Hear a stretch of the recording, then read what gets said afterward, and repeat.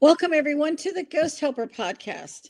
I'm your host, Tina Erwin, and I have here with me again my special friend, Chloe Scolaro.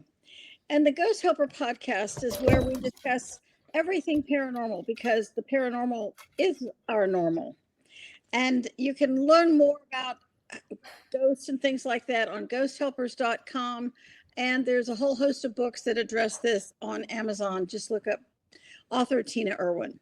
All right, so today our topic is reincarnation part 2. I mean, you could do, a 10-part series, but for now we're just on part 2 unless people write in with additional questions we haven't covered. So, Chloe, as many of you know, you've kind of discovered me, and then we developed this friendship and you asked some super cool questions. So, take it away. Hey, Tina, thanks for having me again. It's a pleasure to be here. Okay, a good way to start this out, I think, somebody actually asked me this, was do we get to choose what we look like in our lives? It's a really good question because one of my favorite things is the next life I'm going to be tall because I'm 5'1" and I can't reach anything. The How we look is actually an exceedingly good question. How we look is really based on karma. One, and number two, it's also based on what you need to have as physical assets in the next life. So in this life, one of my theories, because nobody sat me down and said, this is why you're 5'1" and you have dark hair and, whatever, it's because I needed to be sort of almost, not noticed that much, not intimidating. Just, you might not notice me, but you might find that I'm available. I'm not really tall, but I can get your attention if I need to, that kind of thing. And the body you have, that's a really big one. The body you have is based on how you have cared for your body in previous lives. And when people think about a past life or a future life, it doesn't occur to them that you earn your bodies. And if you have abused a body in a previous life, and some people just want to see how far how extreme they can make their body, the extreme pressure they can. And you see this with extreme sports or people who do extreme things to their body, and what they call body art. So how you treat the body comes back to you in a future life. And it's not that you run around and you of course you're going to take risks, you're going to have experiences, you're going to try new things. But if your overall attitude toward your body is one of loving care, you pay attention when your subconscious said, you really might not want to open that door, or you're going too fast, or this isn't going to be good for you. Developing that subconscious partnership is very critical. But the body you have, the appearance you have, is very, very karmic. How you use your body in each and every life helps determine what happens to you in a future life. So it's not kind of a yes or no question. It's complex, and only beings at the highest level can help you determine the real answers for your particular case. Right.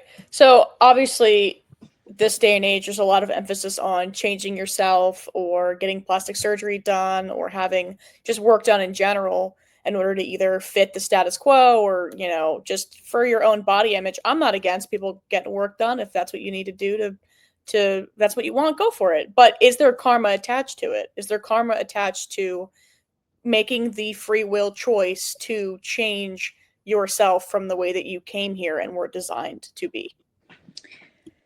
Well, that's a dicey question. There's karma attached to everything. What happens is there are people who take it to absolute extremes. If you're in the entertainment industry and making sure that your hair is perfect. So that may mean you may have to color your hair. If you feel like to stay viable in your industry, in your whatever industry you have to have some work done, then that may simply be what you have to do. But what happens in all things is people take it so far. They have ribs removed. Okay, well, what does that do to the internal organs that need the structure of the ribs for the entire body to function correctly? Excuse me.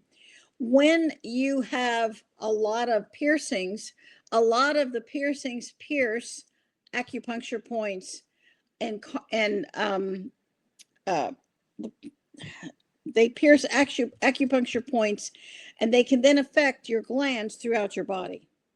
So you have to be very, very careful of that. And what you put on your body, especially tattoos, as you have, skin is alive. So the energy of what you have etched in your skin is alive, and it's Mm-hmm. you.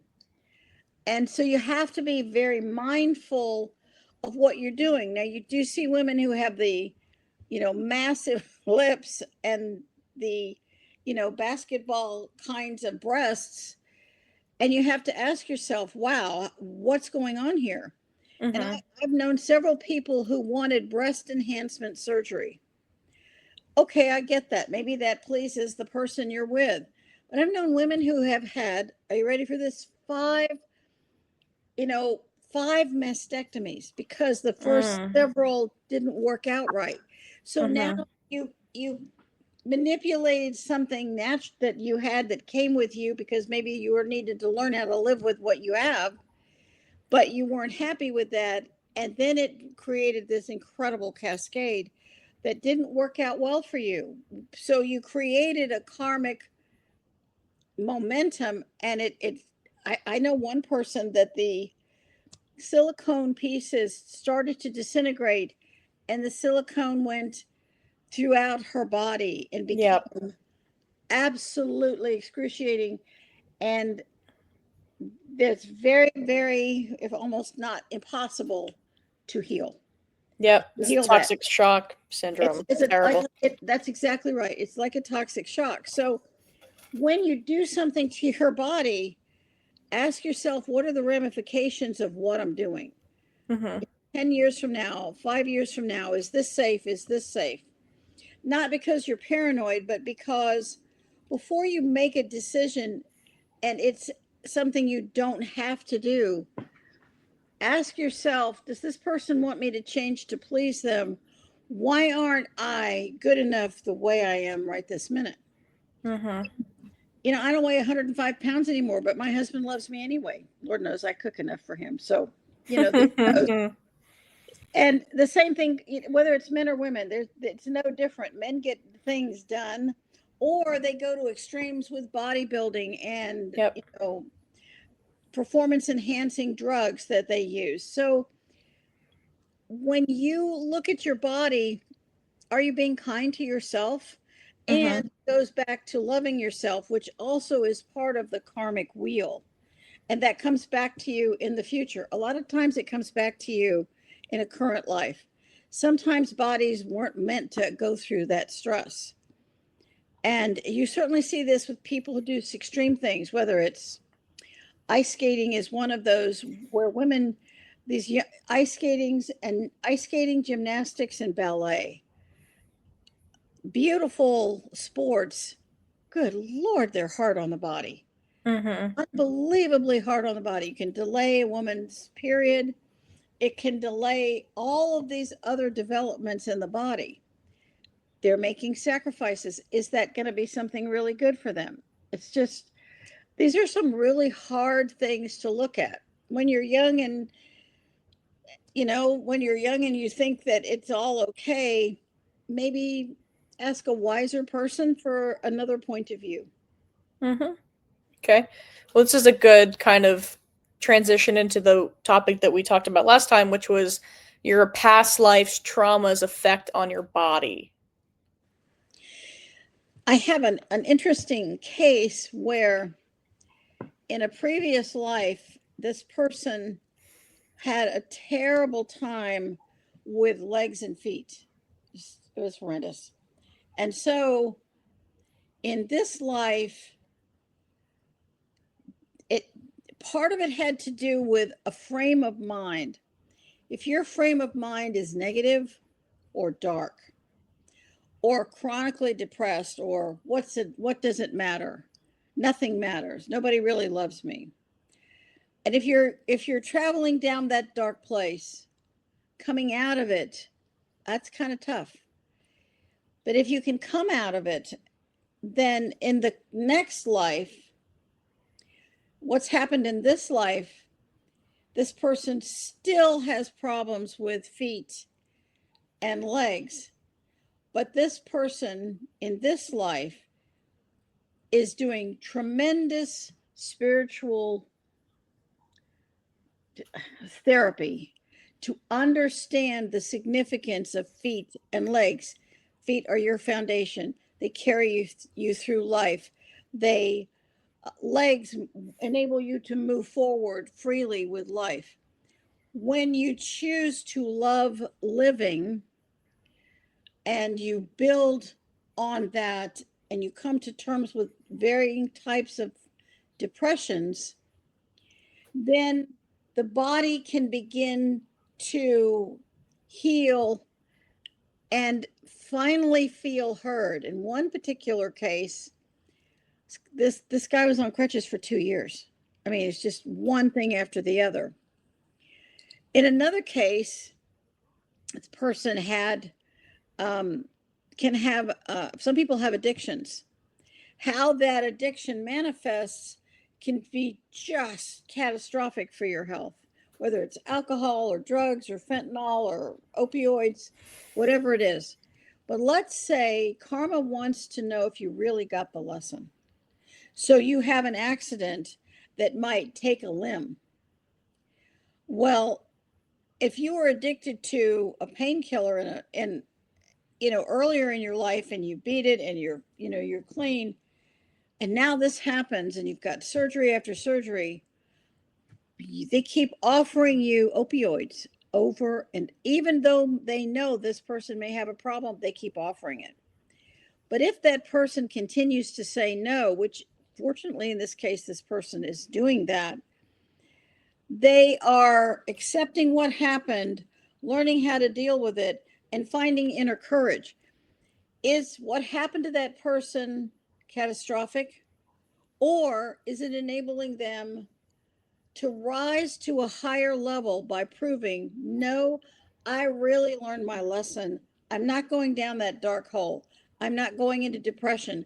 I found someone who's going to help me on a spiritual level, not just traditional psychotherapy, which can be very helpful for people.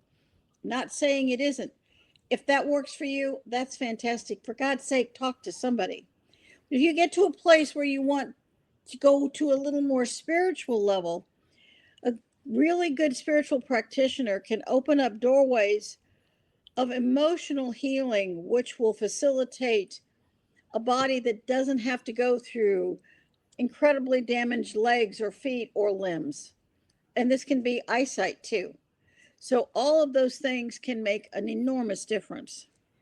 This is a kind of a targeted question to myself. I have nerve damage from a slip disc, or I'm sorry, a bulging disc on my lower lumbar. But there are a lot of people I know that have nerve damage and don't even know it. So do you have some sort of outlook on that as well? Well, one of the things that I would recommend people do is look at Louise Hay's book, You Can Heal Your Life. So I'm going to take a micro break here and grab this book and read about nerve damage. I started reading her book. I have it on audiobook. Yes, I mean, this woman had terminal cancer and she healed herself twice. She was horribly abused as a child.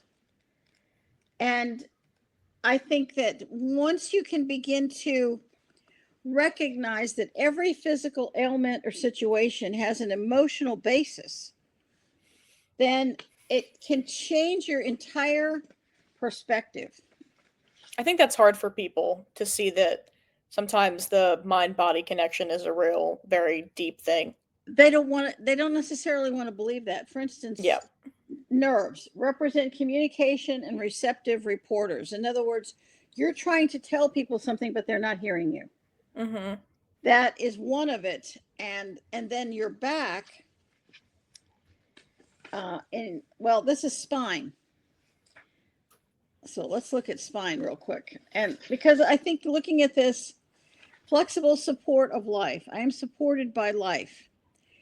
And when you're looking at these kinds of things, I think that you have an opportunity to go, okay, I have a disc problem. Well, there are some very interesting devices. One of them is a slim spurling device. And it's a type of a coil. And I actually use their coil. I use so much of their stuff. It's called Light Life Technologies, LIFELIGHT Technologies. And the inventor is a man named Slim Sperling. And I use a lot of their stuff. They use biblical measurements, cubits, and they use copper wires.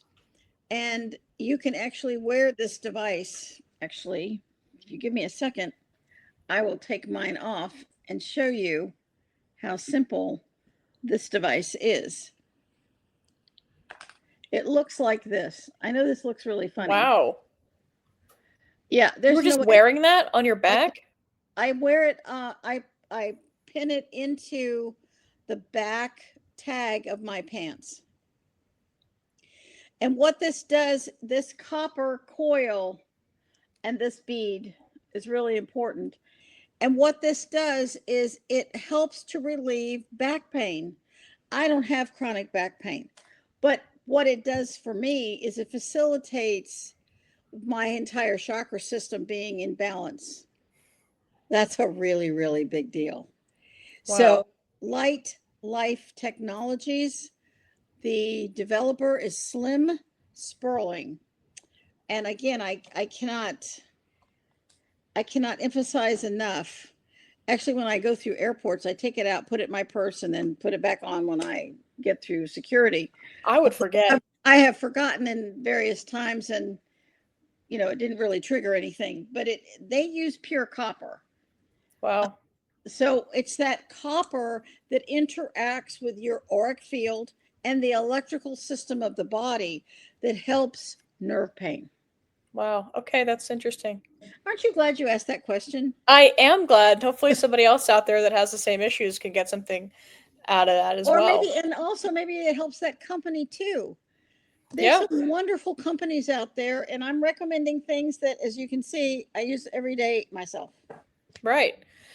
Okay. Back on the track of past lives and reincarnation, I suppose. What is a good way for people to start almost peeling back the layers into what their past life could have been? Like for me, for example, I think I spoke to you about this. I had the burning on my arms, which I found out was nerve damage, but you talked about how you thought that could have indicated that I experienced something with fire in a past life. Can you talk a little bit about how our past lives can kind of correlate with our current issues and how people can start to figure that out?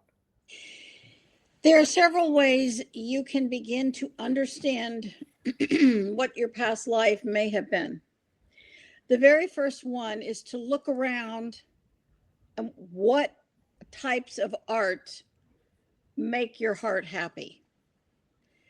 I dearly love every kind of art, whether it's the architecture of a tree, the architecture of a flower, which is, God's art. Well, someone I deeply admire, Dr. Ibrahim Karim, who created the whole company Biogeometry, which I use his stuff every day too. What that does is he explained that when you are surrounded by art, when the artist has divine inspiration and you put their art on your wall, You are always getting that spark of the divine every time you look at it. Well, if there's certain art from certain past lives that truly inspire you, then there's probably a good possibility you had a past life there. My brother had an absolute fascination with Native American sand paintings, and he died in 2017, and I inherited, I think, 10 of them. And they're actually, they were all from the same artist, Joe Ben Jr., whose stuff is so beautiful. Some of it actually looked Egyptian. It was just remarkable. It still is remarkable. So I really resonate with it. So I may have had a life in a past life as a Native American. I think it may have been Mayan. One of the, and so when you look at the art, I have people who just live and breathe French everything. The fleur de lis is on every glass. They have fleur de lis sweatshirts. They have pictures of the Eiffel Tower. Everything is French, or everything is Italian. If you went in my kitchen, you'd go, "Oh my God, that woman had a life in Italy." But I have Egyptian art. So, well, did she have a life in Egypt too? And then she had life as a Native American. What's with this lady? We have thousands of lives. We live in a huge variety of places. So when you begin to look at it, you see a ton of clues that surround you. And I feel like I have a very major spiritual basis. So I have a lot of iconography of Renaissance angels. And I have them in different parts of the house so you can feel the energy of the angels. So when you look around, you see, oh, let's see, she had life in Egypt and in the Americas and Italy and, gosh, who knows where else she was? Maybe the Middle East, who knows? So you begin to see the complexity of the lives you may have had. But one of the most and challenging telling things that can happen to you, that can be visited upon you in the next life, is your method of death. And that sounds, it's not something someone would have associated with a past life, but a method of death can be staggeringly traumatic, as we have all seen how traumatic a death can be. In in the time of Henry VIII, they just went kind of crazy with cutting people's heads off. Of course, the French and the guillotines, they were cutting people's heads off. If you had a past life where you suffered a severed head for whatever reason, in whatever circumstance, the probability that you will have throat problems is really high.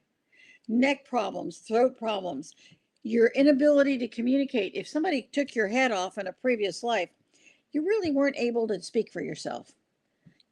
So you look at what's the symbolism of the neck. It's the throat chakra, which is your voice in life.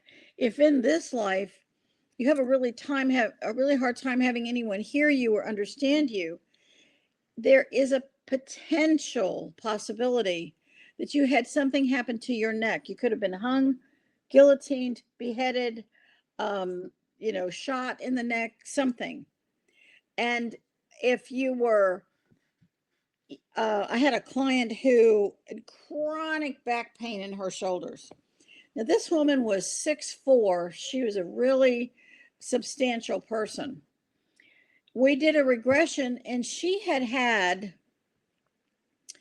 a past life as a male gladiator, an extremely large man, and he received a type of gladiator axe to the back. It killed him. I know someone else, another man, who was in the Crusades, and he had a sword through his shoulder, chronic pain in that shoulder, even though you do everything you can to heal that. So a lot of times, method of death can absolutely dictate what happened. If you were on a ship, I mean, I I know that I drowned in a whole bunch of lifetimes. So, swimming and going out on a boat or a cruise, not something I'd ever do. Right. The dog agrees, right? I'm so sorry. She doesn't like water either. Okay.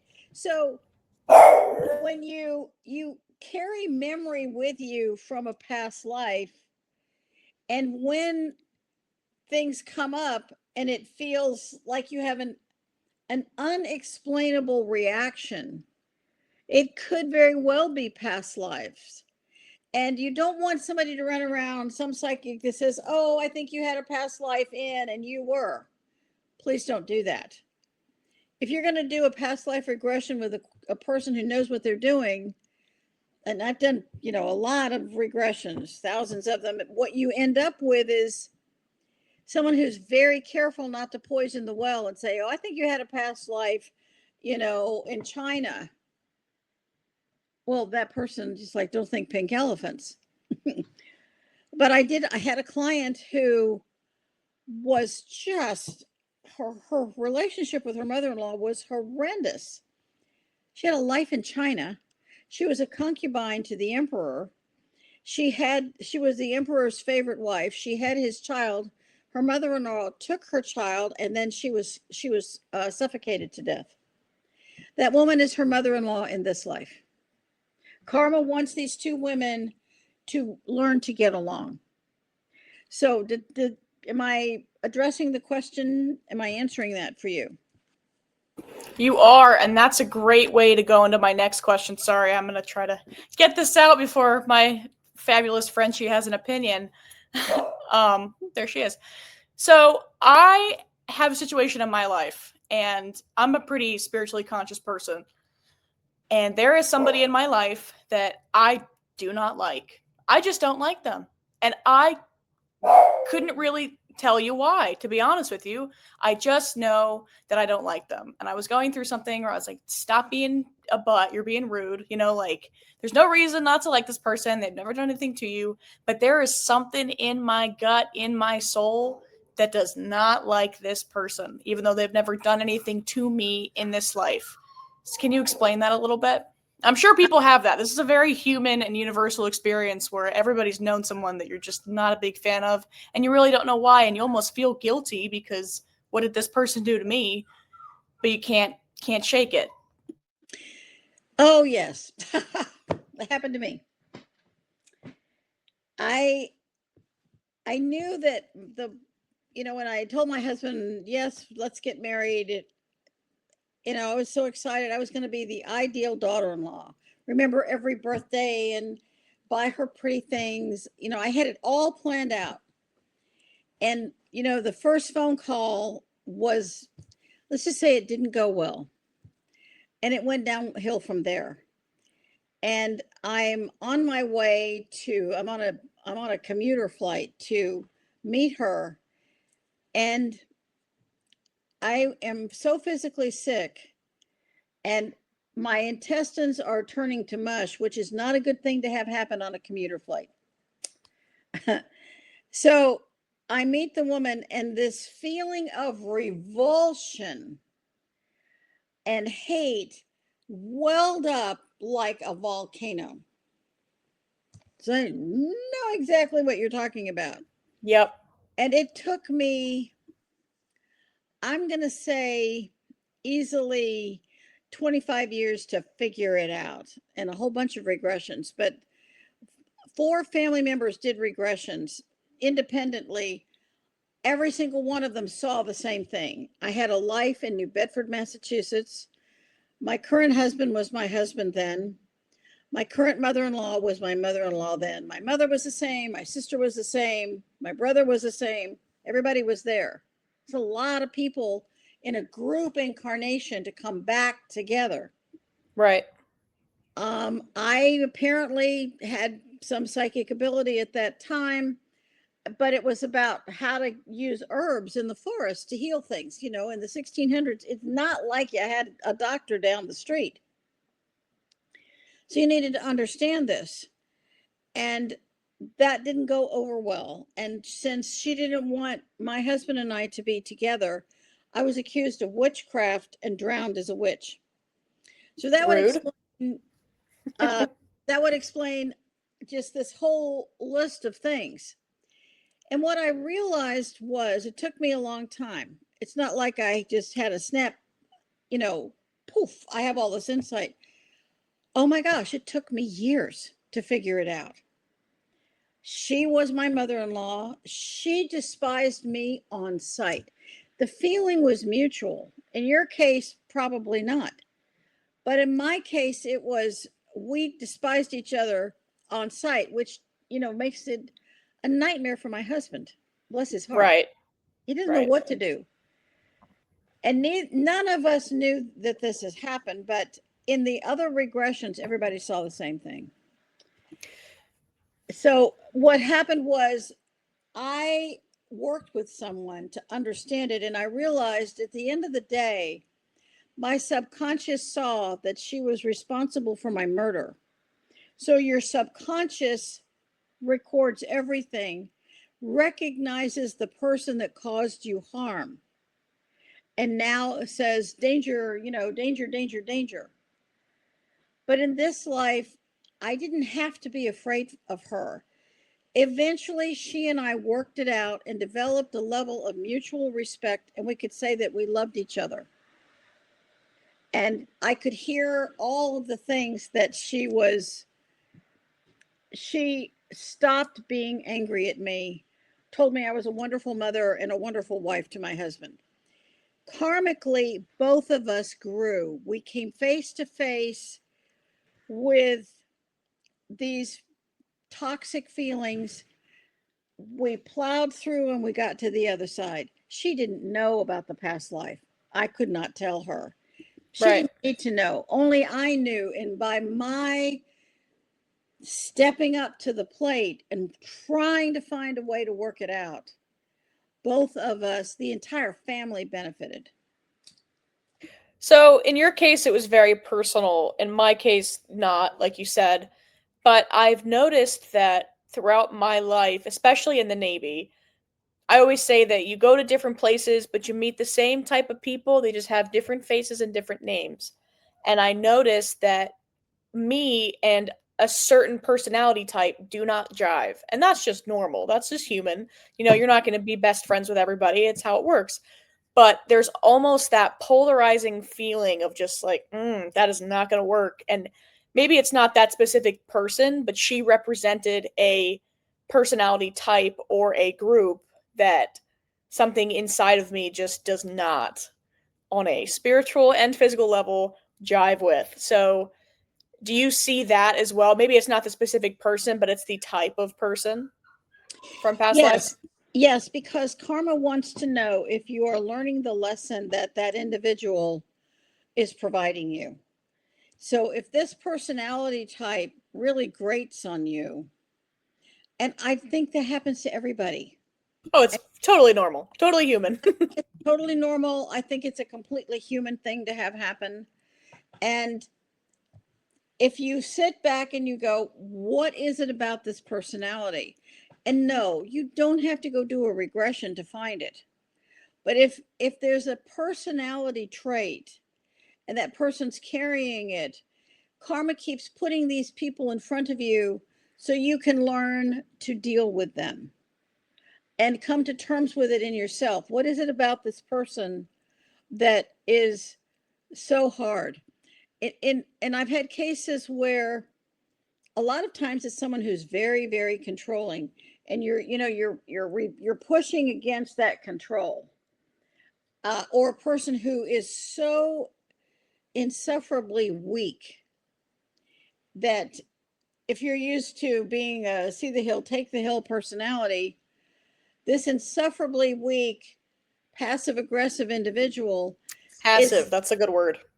that passive aggressiveness helps you to see if you step away and you go, okay, this personality trait is either super controlling, and yes, you have to resist it.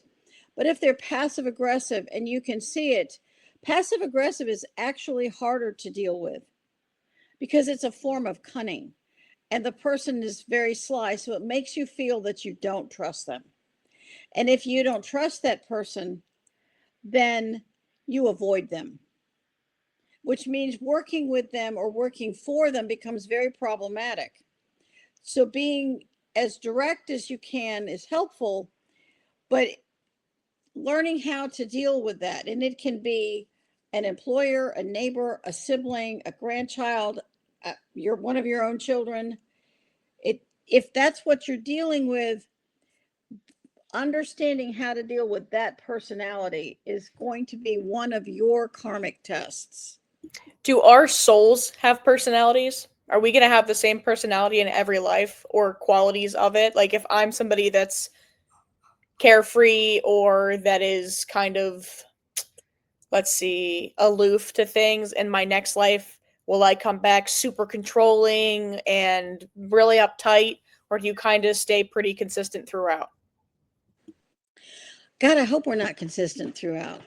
Because if you're truly on a spiritual path, let's say you have a life where you are submissive and something happens and you have to stand up, you have to find your backbone, and karma forces you into that position. If you don't learn the lesson, karma is going to give you life after life where you're forced into the position until you finally say, no, I'm not going to do this anymore. And once you have passed this test, then you've made, you've taken a giant step on your karmic path. And that's a really big deal. So maybe you become more outspoken, or maybe you find this inner strength that you didn't know you had. So you grow. Your personality begins to change. You start to come out of yourself. You can also have a situation. This is why it's very important not to judge another person. You have a situation where, and I actually wrote a story about this in Ghost Stories from the Ghost Point of View. This woman was just, her life didn't work. She couldn't manage her own affairs. It was like she just is kind of drifting through life, and she can't be anchored in anything. And when she's in her early 20s, she takes a trip to Spain with her brother. And they go to Spain, and because it was it was such a really traumatic trip that she didn't realize it was going to be a traumatic trip. So what happens is she and her brother are tooling around Madrid. They go into one of these palaces, and they take a tour, and they go into one of these rooms, and the guide's talking about, they did this, and that this room was used for this, and they go back. They go to supper. She leaves the restaurant and throws up on the curb. They had the same food. And they get back, and she can't stop throwing up. And now it's coming out of both ends. It's horrendous. Her brother is terrified. She's going to completely dehydrate and die. So he calls his father first, who is my neighbor, and he says, I can't, you're going to have to go to a Spanish pharmacy, and nothing's open. So call Tina. She'll be faster. She can at least remote view her, and we can get some idea. So, I got the woman's permission to remote view her, and I immediately am able to connect with her subconscious, and her subconscious is so terrified. She's just a mess. And so I said, show me what happened. So she takes me to this building where they were earlier in the day, and they went into the room where she was tortured to death by the Inquisition. And she shows me how she was tortured, which I won't repeat. It was pretty horrific. And the torture caused her death. That's what I mean. Method of death can have a massive impact on next life. And so what I was able to do was explain to her subconscious that it's just an empty room now. Even though that happened several hundred years ago, she's safe today. The Inquisition isn't ever going to come after her again. it's okay to live a whole life. And slowly stopped throwing up. The diarrhea stopped. She fell into a deep sleep. I did a few other little things. And that enabled her to sleep and be really, really rested. She never once asked me what I found. She didn't want to know. I explained it to her brother. I said, but you can never tell her what happened. I was able to help her. That's all she needed to know. What happened? The aftermath? It's like this cloud of darkness and fear literally encased her. By coming literally face to face with this horrific fear in Spain and getting it healed through this bizarre remote viewing thing, she was now able to manage her life. She took over her bills. She got married. She had children. She became a teacher. She got her degree. Her father's like, what happened to her? I'm grateful, but I can't wrap my brain around this. And so, in her case, coming face to face with what happened, not because she wanted to, it just was serendipitous. Maybe she had the karma to have it resolved in her 20s so that the rest of her life could be much happier. I mean, she was really in love with her husband, and as far as I know, she's still doing really well. There was another guy who was going on a trip to Spain with a school group, and before he could get on the plane, he was completely blind. He went from perfect vision to total blindness with no explanation. And a remote view discovered that he had been blinded by the Inquisition. So for his subconscious, going back to Spain, probably not a good idea for him. And yet, once he was able to understand what happened to him, then he was eventually able to make that trip, and he was fine. I was in Spain in the early 70s and found that I realized that I had been thrown out of a window by the Inquisition. And I think there are probably several million people who were tortured by the Inquisition, don't know it, don't remember it. But the after effects of the horror of that are incredible. I had a client who was murdered by the Nazis. And by finding out what happened, everything about her life that I could see went right back to that moment of her death. And I think that I had a client who we did like 6 different regressions, and she had a horrific death that involved beheading life after life after life. In this life, we did almost 2 years of spiritual work, and because she was suicidal. She stopped being suicidal. She came to terms with these things happened to her, and the Inquisition did horrific things to this woman, different woman, and she died a peaceful death 2 years ago. And so she lived another 20 years and died of what we would call natural causes. So karmically, she made a huge leap, even though discovering it was horrific. We discovered a lot of other things, but that was one of them. You just said something really interesting that I want to touch on. You said what we would call natural causes. So when people die of old age or they die of natural causes, energetically and karmically, what is that? One of the things that people who are living, I've heard from the living and the dead, there's this enormous fear of death because they're afraid it's going to hurt. And if someone was murdered in a previous life, that fear is really big for them.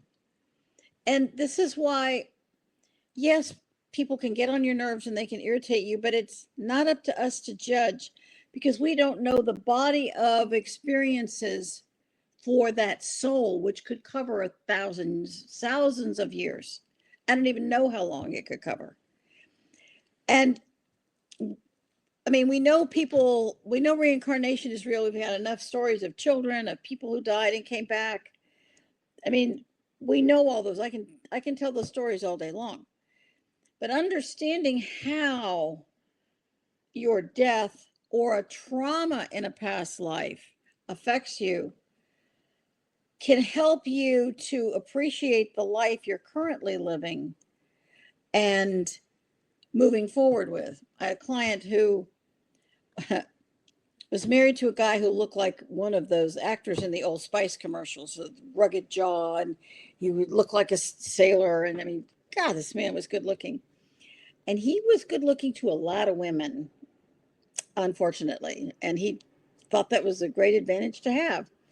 And she had the courage to divorce him, find a methodology to come to a peaceful place with him. They are still loving parents to their children who are adults now.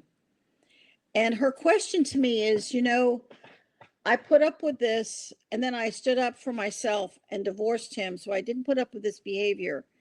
And I'm following my spiritual path and without judging him and giving him the freedom to go live his life without me being angry and vicious and resentful and punishing. I said, yeah, because you got to pick up dirt to throw it. You're not going to be clean when you do that. And she said, do I have to come back with him in another life? Which I thought was an extremely astute question. This is the loveliest woman. And I said, that's way beyond my pay grade, as I've often been known to say. But karma wants to know if you got the message. You got the message so loud and clear in this life. You stood up for yourself, but you didn't do it in a violent or hurtful or cruel or mean way. You didn't turn your children against him. You found a healing path for yourself. You didn't have a vendetta against him. He's living his life and he thinks the world of you. And you're now going to move forward with your life, which she has, and she continues to make a difference. I just can't believe how many amazing clients I've had over the years. So much courage with these people. Quiet courage to stand up and face something, like the woman who her father beat her and beat her and beat her. And this has probably been going on life after life after life. And in this life, she finally stood up to him and he had to stop beating her. And he developed grudging respect, but he was a monster. I mean, and what I enabled her to discover was he was this sweet little boy, but his parents beat the what out of him every single day. So he just did what his parents did. She was able to find a path of forgiveness because she had compassion for this child who was beaten like she was. So she followed her spiritual path because her depression was so great. She came to see me one night. We had people were discussing spiritual topics and they came over. And I knew when she left that door, she was going to kill herself. So I said, would you like to work on this? Which I don't normally do. And she's still living to this day. She did not kill herself, but she did an astounding amount of spiritual work. And it changed her really wonderful husband and her family and the people who knew her. Because when you're taking your own life, it's the lowest frequency. It's lower than murder because it's violence against oneself.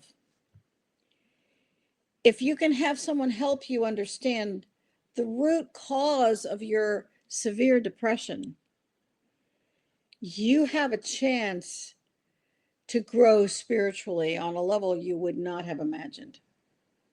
And I think that's true for a lot of people. That was good. I think one of the hardest things, and we kind of talk about it a lot and always come back to it, is empathy. Empathy is so important on this path, and compassion and forgiveness. And it's hard to choose to be kind. And, people can say all you want, like, oh, be nice, kill them with kindness. That's hard. Sometimes it's easier to tell them to go fly a kite, but the best thing you can do is just take a second and like you were talking about, find a better way and find a different path and it's hard to see past what people do to you. Man, it's hard, but it's a muscle, you know. It is very difficult. I I can say that I have an understanding that people can have those emotions. When I was angry at my mother-in-law, I did not like who I was becoming.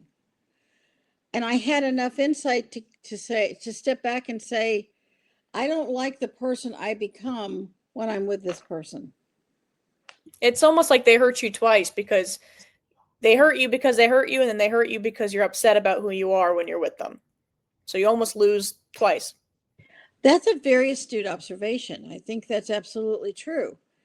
And so we actually did not have contact for 14 years. My daughter said, Mom, you give no meaning to time out. And I said, That's a well, long time. That's a long time, but there was such toxicity that I have clients who allow this to go on year after year after year after year. And at some point, they allow it to affect their health. That toxic energy has to go somewhere. It usually goes in the body, and it can manifest as, this long list of ailments. But if you go, well, I don't like who I've become and I need to work through this. And when a student is truly ready, a teacher is required by spiritual law to appear. And that happened to me. We were finally ready. We found a wonderful person who's a very sophisticated spiritual practitioner. And he's the only one we ever used. And he was fantastic. His name was Tashi Leo Lightning. That was his name. He's a very fine individual. And he looked at me, he said, how many lives do you want to come back and do this? How many times are you going to do this? Are you going to, put your big girl panties on and come face to face with this? And I really needed to hear that. No one escapes this. Just because you see someone who is, they have psychic ability, they're on their spiritual path. Well, newsflash, doesn't mean you're exempt. They're going through it might be worse than other people. You have to come face to face with this. And if you can find different ways to learn to connect and listen to your subconscious, listen to your higher self, and then build a connection to the divine through spiritual work, through prayer. And when you're ready, a spiritual teacher will appear. Sometimes it's a book. It can be a book too. It can be a physical person that awakens something in you and helps you to understand something about yourself. I had another client who, God, this one was gorgeous. Oh, she looked like a model. She was so beautiful, really, really bright lady. And she came to me because she was so tired of her husband playing video games. So we changed. She eventually divorced him because this was never going to work. And while on an airplane, she met someone else. But while she and I were working together, she wanted to understand why she was with this man. But that's not what we discovered. We discovered that he was not the love of her life, her ex-husband. There was someone who was a love of life after life after life, and life after life after life, he died. And after he died, she killed herself every single time. Sometimes it was a couple of weeks or a couple months. Sometimes it was the next day. And it was so catastrophic spiritually for her. She finally understood what happened and what her task is. Her soul purpose, it's between a soul mission and a soul purpose. Her purpose was to live past the death of this person who right now she hasn't met. But she got on an airplane, sat next to a Marine, met him, fell in love, and was a couple weeks away from her wedding when he died. Same soul.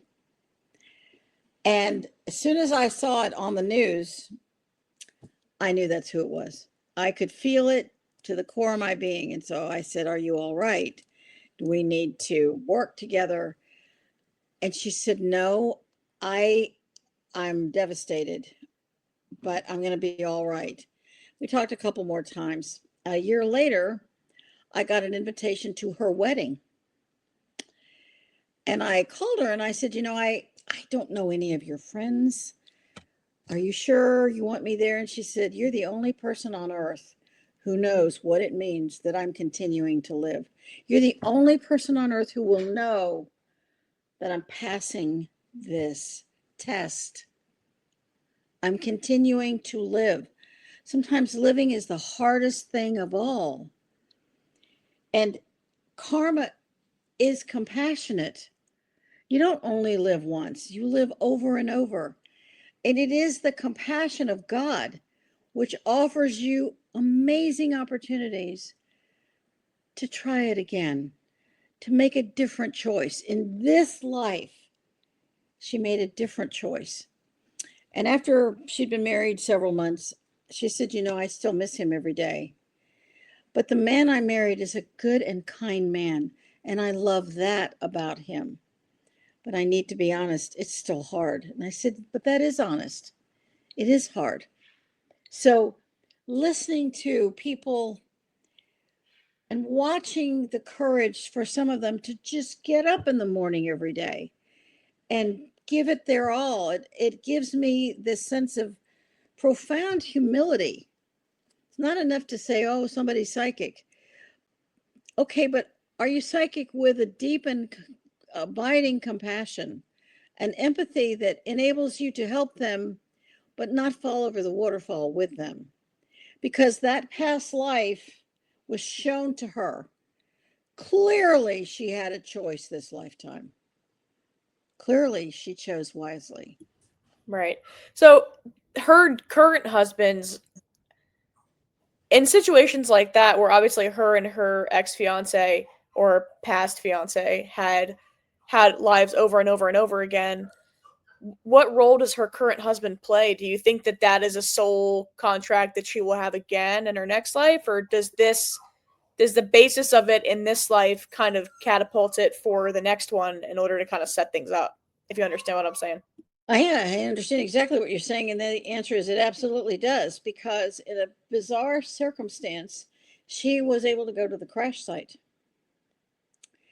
And when she went to the crash site, she saw his ghost.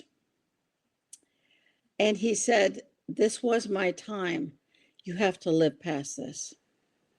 I'll be all right. And it was after that. So part of his soul mission, his purpose, was to live, be with her, give her the opportunity to keep living, and then die, because she couldn't learn this lesson unless he died again.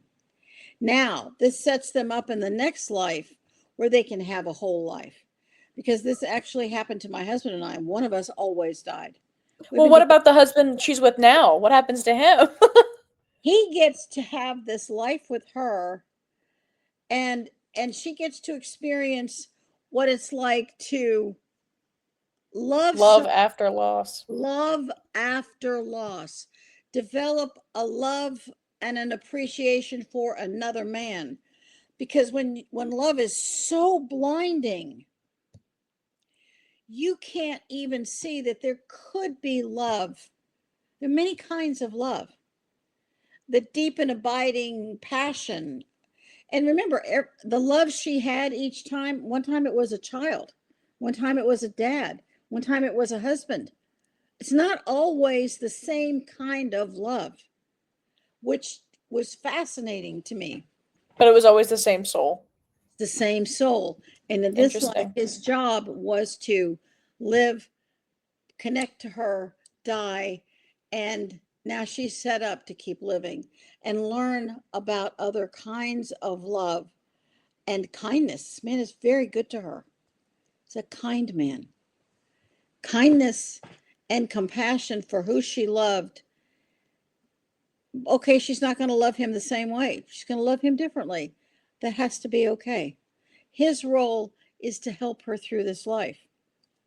So to me, it's a really fascinating case, because it shows you basically the love and generosity of the divine. Wow, we are in a fast hour. Indeed. So, did you have any more questions? I think that covered a large majority of it. We've talked about a lot of stuff. I'm sure we'll come up with something else, but that was a I'm really sure we good, will. all-encompassing 2 episodes. Wow. Yeah, I think that I'm hoping this offers everyone an opportunity to understand that reincarnation is complicated. Lives we live with each other are complicated. And if we can step back a little bit and just recognize people make decisions when it's not always their best day, and they've had traumas we can't even imagine. And so just step back and sometimes just let somebody blow off steam, but you don't have to react. Just have to observe and then go on with your day. So I think that wraps it up for today. So, Chloe, thank you again for a great show. Really appreciate it. Thank Love you your for having questions. me. Oh, you're very welcome. If you want to learn more about, what we do here, it's ghosthelpers.com. And the books that are on that website are available on Amazon. It's a clickable link. If you have questions for me, contact@ghosthelpers.com reaches me if you have a question you'd like to see Chloe and I discuss.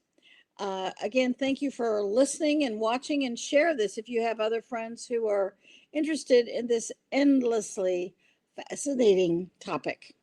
Bye-bye.